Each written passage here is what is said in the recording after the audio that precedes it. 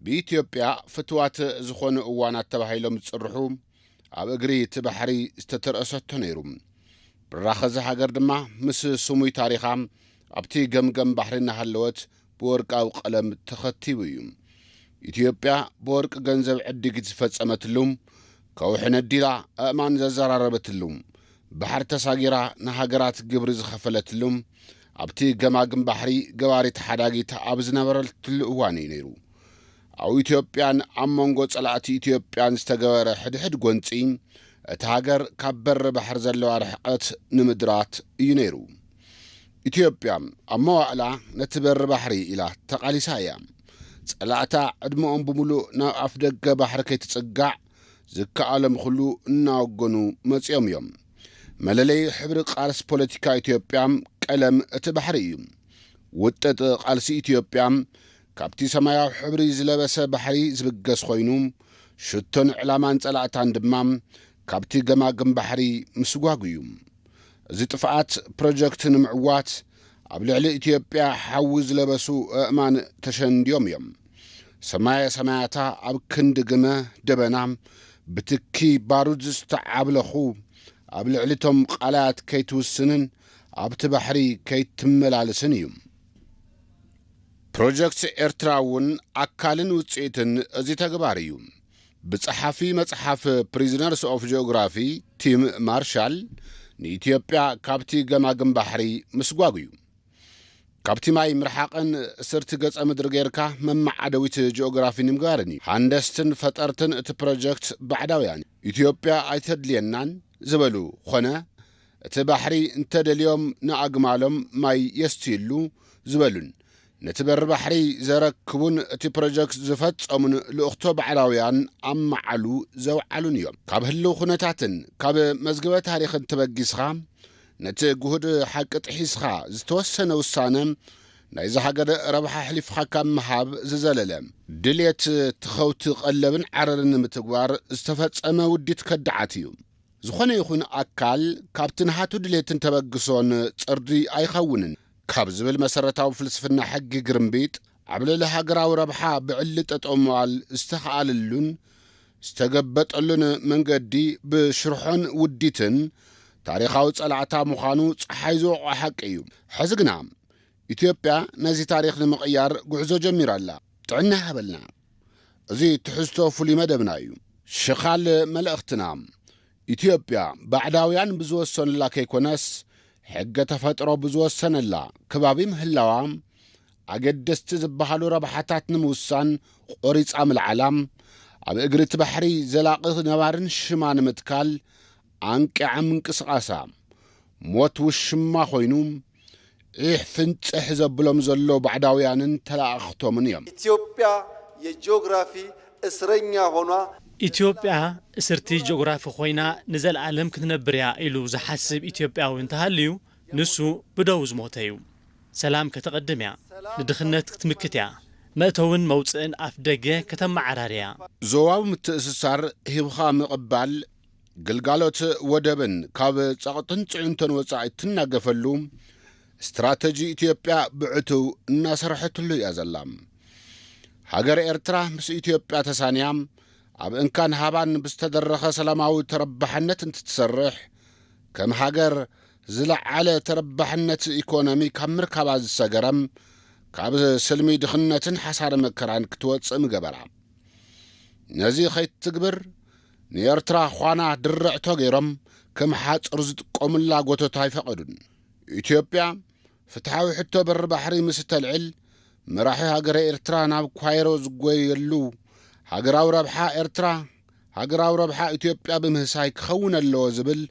عمو تتحساسو أمزنقليو إثيوبيا بحر بر እንዳይ ኖራት ያልተደረገ ነገር ኢትዮጵያ ወናኒት በሪ ባሕሪ ከይትኸውን ዘይተገበረ ነገር የለን ሕቶ ናጽነት ኤርትራ በብዙሕ ጸላእቲ ኢትዮጵያ ደገፍ ክርከብ ዝኸኣለ ሕቶ ናጽነት ስለዝኾነ ከይኮነስ ኢትዮጵያ በሪ ባሕሪ ዘስን ሕቶ ስለዝኾነ እዩ በመኻኑ ኢትዮጵያ كبر بحري مرحق ب4 كيلومتر رحقة وشتي إثيوبيا نتي بحري إنا رأيتن إنا تمنيتن كتنبر زقبر سرحيو إنا تسرح مسيو بروجكت إرترا بروجكت بعدها يانيوم إرترا وتصيت لوخاتيام ንኢትዮጵያ ካብ በሪ ባሕሪ ክትርሕቕ እትገብር ውፅኢት ሃገራዊ ረብሓታታ ኣብ ልዕሊ ሃገራዊ ረብሓታት ኢትዮጵያ ዝተደረኸ ቅንዕን ሕስድን ዝወለዶ ፕሮጀክት መራሒ ሃገረ ኤርትራ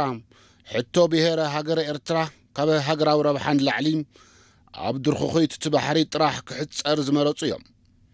ሕቶ ብሔረ ሃገረ ኤርትራ ኣብ ቀይሕ ባሕሪ ጥራሕ ዝሕመስ እዩ ቀደም እውን ኣብ ፍራስን ውድቀትን ኢትዮጵያ ሽኻል ዝገበረ ሃገራዊ ረብሓ ኤርትራ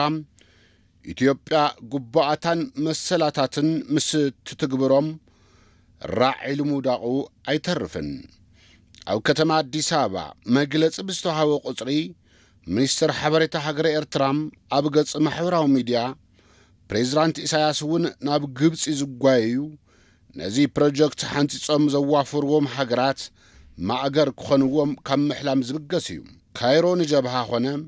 ንሻዕብያን ማለት እውን ንእድሪስ ዓወትን ንኢሳያስ ኣፈወርቅን ዝሓገዘቶም ብኣባይ ኾነ ብቐይሕ ባሕሪ ዝማዕበለት ኢትዮጵያ ከይትፍጠር ብምህቃን እዩ ኤርትራ ቤት ማእሰርቲ ዜጋታታ እያ ህዝባ መቐረት ልምዓት ከይቋደስ ዝተፈረደሉ ነዚ እውን እዩ ቀዳማይ ሚኒስትር ዶክተር ኣብዪ ኣሕመድ ሃገር ኾነ ኢሎም ዝመዓዱ ህገወጥ የሰዎች ዝውውር ቢቀር ዘይሕጋዊ ዝውውር ሰባት ብርቂ ይኮነን ኣብ ከተማታትና ልዕሊ ዓቐንዩ በዝሒ ነበርቲ ከም እትርእይዎ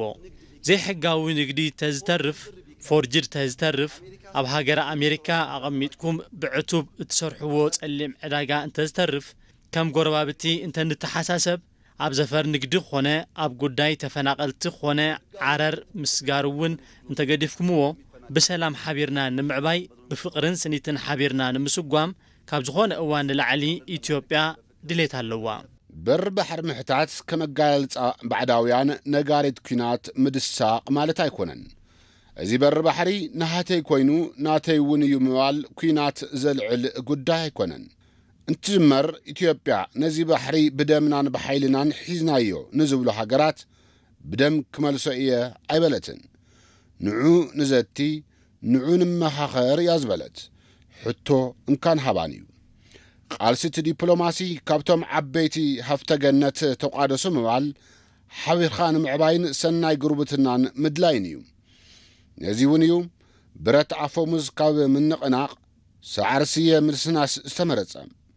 ነዚ እውን እዩ ድርኹኺት ሃገራት ብምንኩሕኳሕ ኣዛትዩና ተባሂሉ ዝሕተት ዘሎ ነዚ እውን እዩ ገዘፍቲ ፕሮጀክታትን ትካላትን ዝሃገር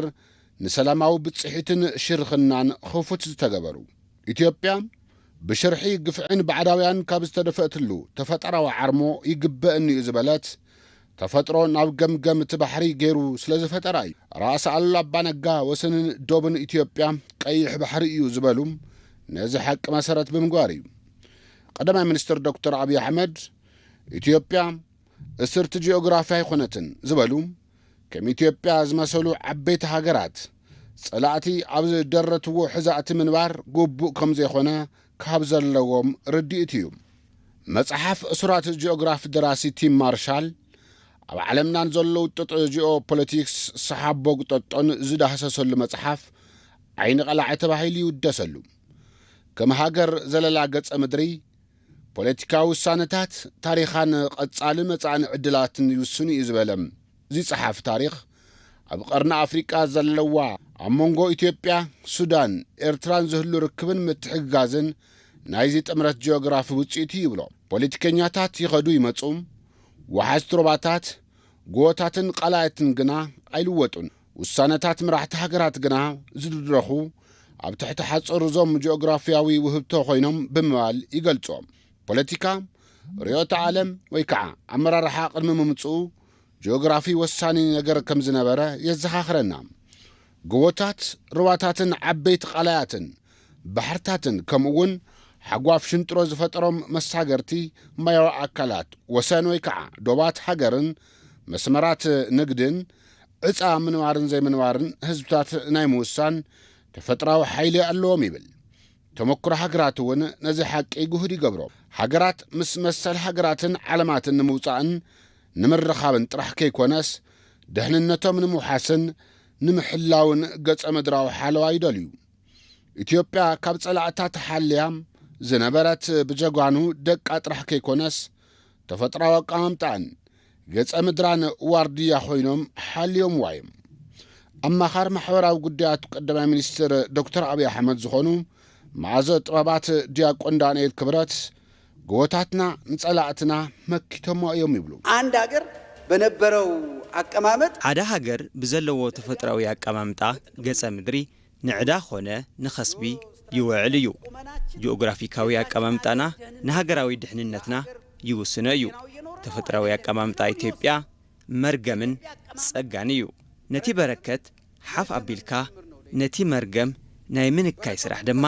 ናትና ናይ ዜጋታት ብጽሒት እዩ ከመ አገላልጻ ደራሲቲ ማርሻል ሃገራት ድሕንነቶም ንምሕላው ተፈጥራዊ ሓጽሩር ሓለዋ ይደልዩ እዮም ይብል እዚ ድማ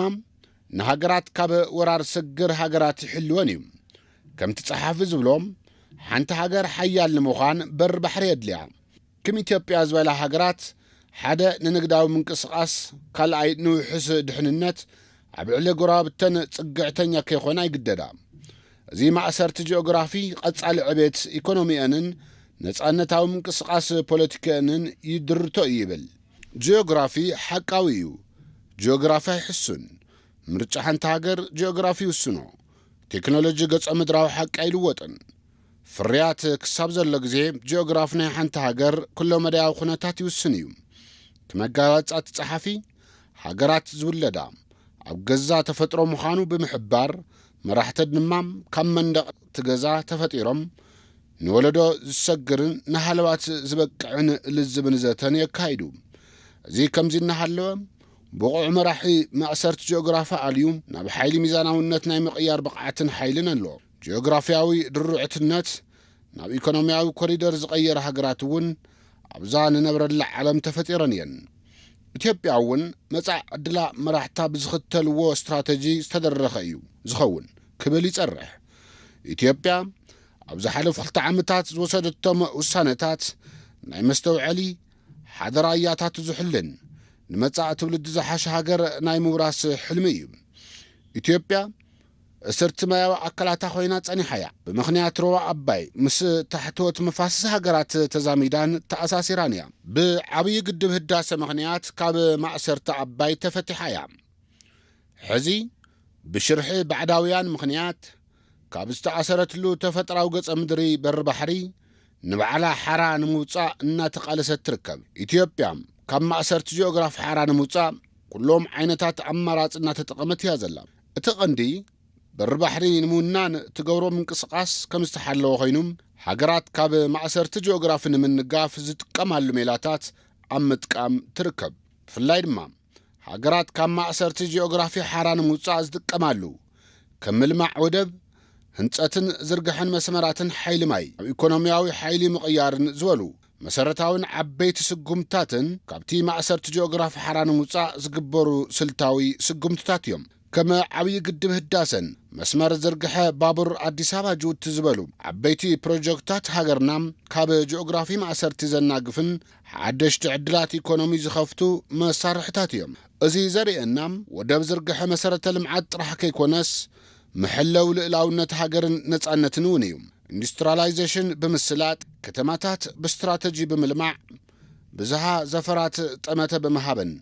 زفر حرشان جغرافن بمزبان نابزل عالم قدي اندستري بمسجار بحتى وحسم عباليو إثيوبيا أبز حزوان كاب جغرافي ومأسرت ناقفام نابزواوي براخة تسجاجرلو تاريخها وجزء ونينا تركب سنة بر بحر كعجتام كما هاجر زلوا تفترة وتسجدها تطعيمام مالتون حيل ماي بزح حزب تفترة وهبطات تطعيمام قد صالنت سلطانا من رقات تحتر ترنا بالتركب أبزح الساعات نتي سججراز السالتوم عمل لعز هاجرنا توجن زلو لمعات كوريدر باركتات اندسترين سعرتات دبلوماسن كابوزح عماوتي حدا الشاوز مشاخد تعدل بمخانم إثيوبيا جغرافيا بحدش ملك إنها نتركب زي لوتي كم هاجر كاب ممعرويت نابزواو أزازي زسجاجر زلا تاريخي جغرافي نحن تهاجر تاريخن أكمام تنزنت سر تخنون متى عدل هزبتات أجنام باستراتيجيكاو تلمن بقعتنا مرارحن استدرخي ኢትዮጵያ እሰርት በር ባሕሪ ኮይና ናይ ምንባርን ወይ ከዓ ውስንነት ጂኦግራፊ ቀይራ ሓድሽ ምዕራፍ ናይ መጽሓፍ ኣማራጽታት ኣብ ቅድሚኣ ሰጣሕ ኢሎም ይጽበይዋ ኣለዉ ሃገራዊ ራእይ ምሕንጋጥን ጂኦ ስትራቴጂካዊ መርሕነትን ምስጓም እዮም ካብ ማእሰርቲ ጂኦግራፊ ሓራ ዘውፅእዎ እዚኦም ከም ቁልፊ መስርሕ ምጥቃም ግድ ይብል ኢትዮጵያ ሕምብርቲ ኢኮኖሚ ኣፍሪቃ ንምዃን